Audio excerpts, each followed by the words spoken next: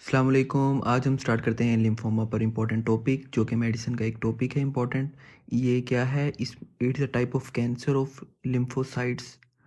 Lymphocytes का cancer है और ये लिम्फोसाइट्स का कैंसर कहाँ पे है? लिम्फेटिक सिस्टम के अंदर। लिम्फेटिक सिस्टम हमारा ड्रेन होता है सर्टन लिम्फ नोड्स में। लिम्फ नोड्स होते हैं सर्टन रीजन्स पर। For example cervical lymph node, axillary lymph nodes and inguinal lymph nodes. Lymph node enlargement हो जाती है जिसे हम लिम्फ एडिनोपैथी कहते हैं। लिम्फोमा की दो टाइप्स आती हैं, उनमें Hodgkin lymphoma and non Hodgkin. इनके बारे में डिटेल से पढ़ते हैं।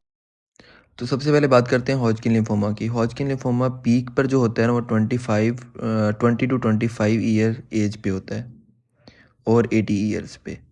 ये इसका पीक पॉइंट है। रिस्क फैक्टर्स क्या आते हैं? HIV जिसे हुआ हो, एप्स्टेन बार वायरस जिसे हुआ हो, auto immune condition, rheumatoid arthritis या सार्कोइडोसिस में पेशेंट इन्वॉल्व हो, या फैमिली हिस्ट्री इसकी पॉजिटिव हो।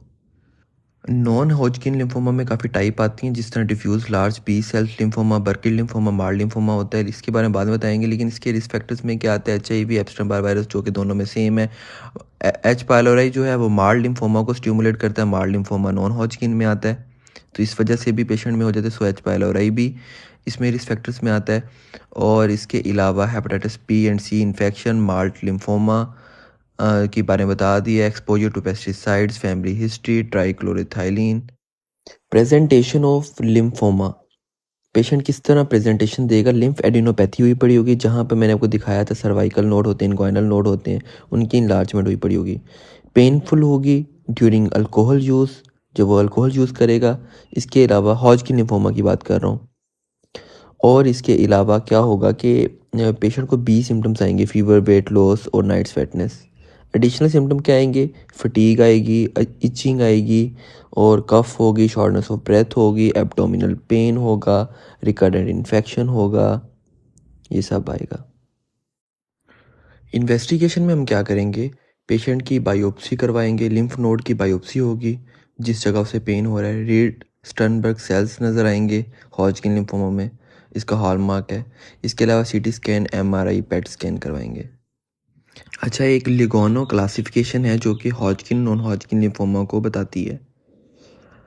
और इसके अलावा क्या होता है कि डायफ्राम के अबव है कि बिलो है। अगर तो नीचे है या ऊपर है लिम्फ नोड इलार्जमेंट, तो उससे स्टेजेस में कैटेगराइज किया जाता है। अगर ग्रुप ऑफ नोड एक ही जगह पर हैं तो स्टेज 1 होगी।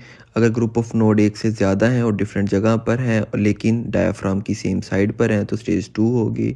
और अगर अबव एंड बिलो डायफ्राम दोनों जगहों पर है, मतलब सर्वाइकल पर भी है और इनग्वाइनल पर भी है, देन स्टेज 3 होगी। स्टेज 4 में लीवर और लंग्स सब इन्वॉल्व होंगे।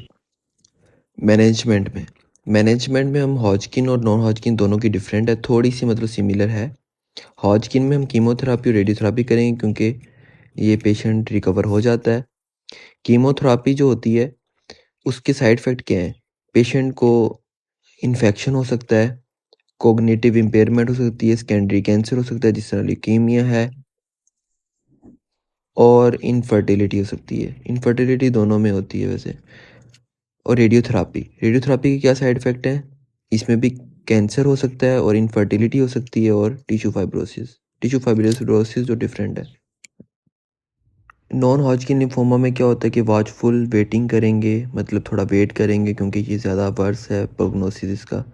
और कीमोथेरापी करेंगे, मोनोक्लोनल एंटीबॉडीज़, रिटुक्सीमैब विच टारगेट B सेल्स यूज़ करेंगे, रेडियोथेरापी, स्टेम सेल ट्रांसप्लांट।